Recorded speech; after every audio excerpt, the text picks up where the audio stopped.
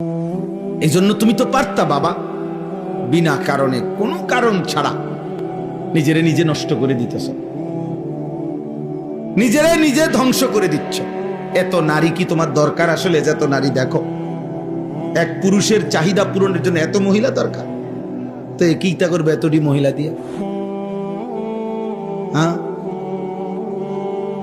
বলো ভাই, একটি পর উপযুক্ত বয়সে আল্লাহ তো কুদরতি ভাবে, আল্লাহ তাআলাই তো হালাল পবিত্র স্ত্রী এই পৃথিবীতে আদম এবং হাওয়া, সেই প্রথম মানুষ আদমের কাছে যেমন আল্লাহ নিজে তার স্ত্রীকে পৌঁছাইছেন, কিয়ামত পর্যন্ত যুগ যুগ ধরে আমাদের পূর্বপুরুষ থেকে হালাল বিবাহের বন্ধন চলে আসতেছে।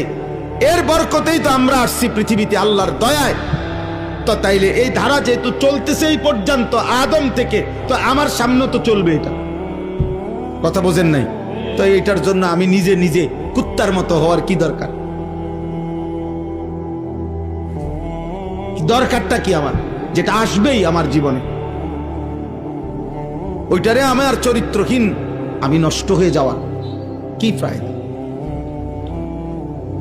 মনে রাখো বাপ, একটা গুরুত্বপূর্ণ কথা, আখিরাতের কথা, কবরের কথা, জাহান্নামের কথা, আযাবের কথা শুনবার পরেও যার মুখে হাসি, এই যে মাঝখান দিয়ে 2-4 জন ছেলে, তো মনে রাখো আব্বা, নিশ্চিত ধরে নাও তোমার তার সিরা,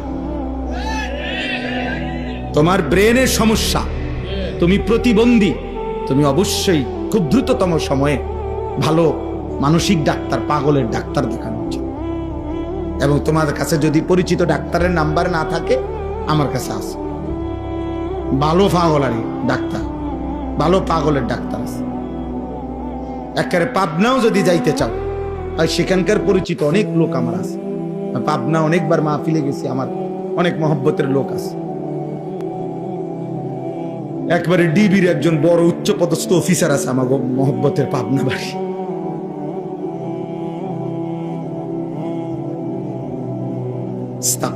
আহা, এক ছেলে আরেক ছেলের ধাক্কা দেয়, হাসে, মানে বুঝে আর বুঝায়, কিরে তোরই তো কয়, হেতে কয় তুই তো এই হওয়া দে রে, আমি যেমন অসৎ তুই কিতা,